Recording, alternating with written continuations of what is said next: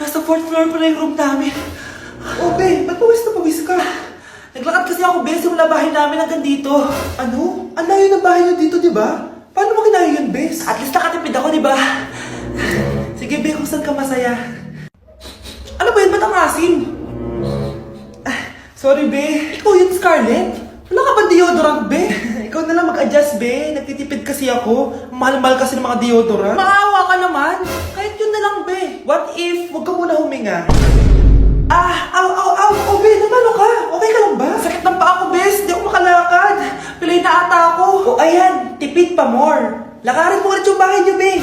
Paano ako uuwi dito, Bes? Eh di mag-grab ka. Nagtitipid nga ako, Bes, di ba? Eh di sakto, bes, kasi up to 15% cheaper ang ride sa Grab with their lowest fares ever on Grab Car Saver. Just open the app and kapag magbubook na kayo, just click on Grab Car Saver. May onting waiting time lang, pero sanay ka naman maghintay, di ba, Bes?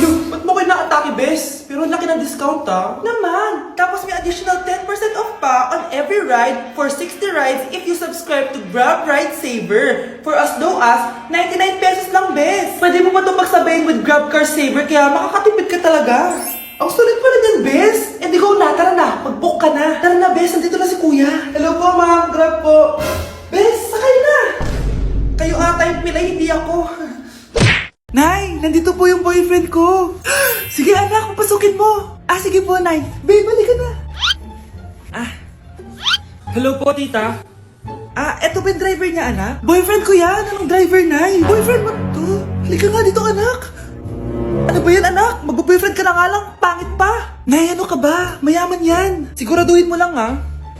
Ikaw pala yung boyfriend ng anak ko? Opo, tita. Malaki ba bahay mo? Wala po akong malaking bahay. Ganun ba? Ayaw kita sa anak ko. Nay, ano ba? Kasi sa mansion po ako nakatira. May kotse ka ba? Syempre po. Baka yung mura lang yan, ha? Lamborghini lang po. Oh, sabi ko sa inyo na mayaman yan eh.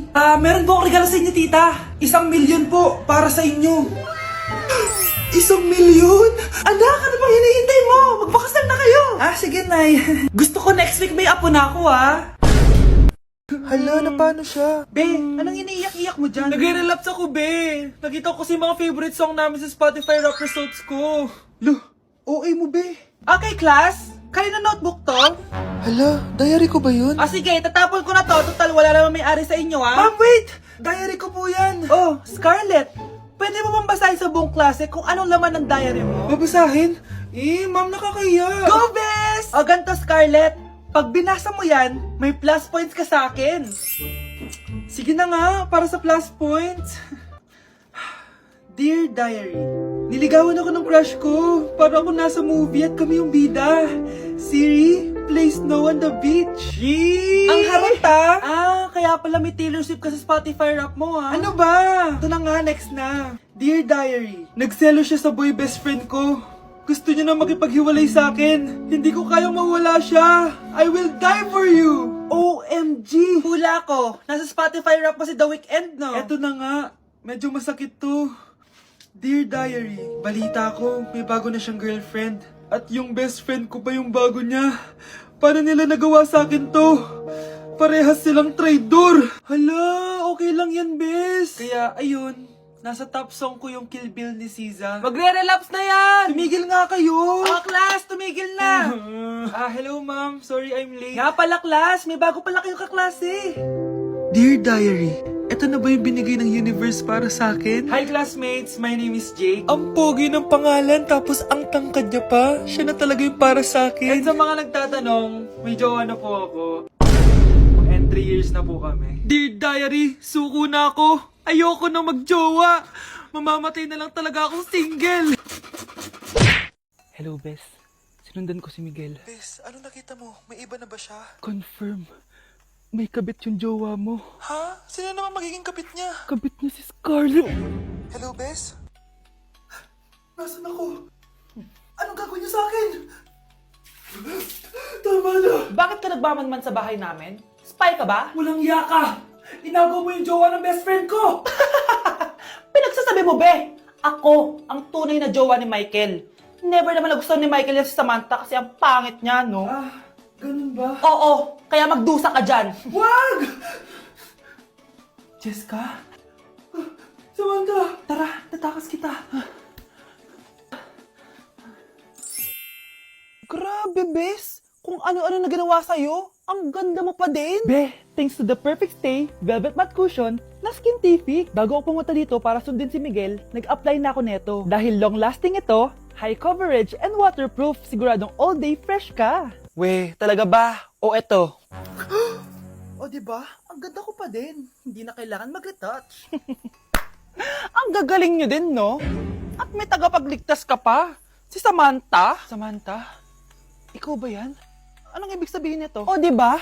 Ako ang tunay na jowa nito ni Miguel. At ikaw, kabit ka lang. Pero walang iya ka. Pero babe, ikaw na mahal ko ngayon. Tingnan mo nga itsura niyan. Wala akong pake. Magsama kayo ng pangit na yan. Lumayas na kayo dito. Ang dadrama nyo, ha? Basta ako, ganda lang ang ambag ko. Anak, magpagaling ka lang, ha? Nay, ayoko na dito sa ospital. Ang daming may sakit. Kailangan mo nang gumaling, Scarlett, para makapag-date na tayo ulit. Oo, babe. Magpapagaling ako. Hello. Kamusta na po siya? Doc. Okay naman po siya. Pwede na po ba kami lumabas ng hospital? May bad news ako sa inyo. Nay, bad news daw. Hindi naging maganda yung mga resulta ni Scarlett. 3 araw na lang siyang mabubuhay. Hindi pwede! Ayoko! Ha? Mamamatay na ako! Huwag mo sabihin yun, Scarlett. Magpapakasal pa tayo, di ba? Magkakaanak pa tayo, di ba? Hindi ka mamamatay, anak. Gagawan ko ng paraan. Hindi pwede mamatay anak ko. Hindi pwede mamatay anak ko. Tita, una na po muna ako. Gabi na rin po eh. Sige po. Wala na akong choice. Kailangan kong gawin to. Para sa'yo, anak. O anak, kainin mo muna to para gumaling ka na. Sige po, Nay. Sarap. Kain ka lang, anak, ha? Hello. Kamusta siya? Dok, parang lumakas ako ngayon. Talaga, anak? Malakas ka na? May good news ako sa inyo. Naging okay lahat ng results ni Scarlett. Grabe, parang himala. Pwede na kayong lumabas dito sa ospital. Makakalabas na tayo ng ospital, Nay! Oo, anak! Gagawin ko lahat para sa'yo, anak. Sa wakas, nakauwi na din tayo, Nay. Namiss ko tong bahay natin. At dahil dyan, pagluluto kita ng paborito mong ulam, anak, para di ka na magkasakit. Grabe, ang sarap naman neto, Nay. Parang kakaiba yung karne neto, pero ang sarap. Kain ka lang, ha? Teka, Nay. Dumating po ba yung boyfriend ko? Nandito siya, anak. Totoo, Nay? Nasaan siya? Babe! Ayan siya. Kinakain mo.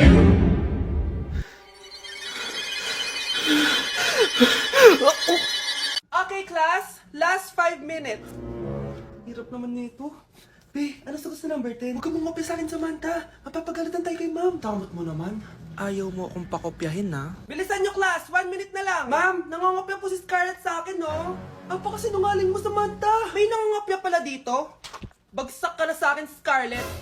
Apakasama talaga ng ugali mo, Samantha. Nay! O anak, anyari sa'yo? Binagsak ako ng teacher ko. Naniwala kasi siya kay Samantha na nangopya daw ako. Totoo ba yun, Scarlett? Hindi, Nay. Siya talaga yung nangopya sa akin. Walang iya yan, Humanda siya sa akin. Tara, anak.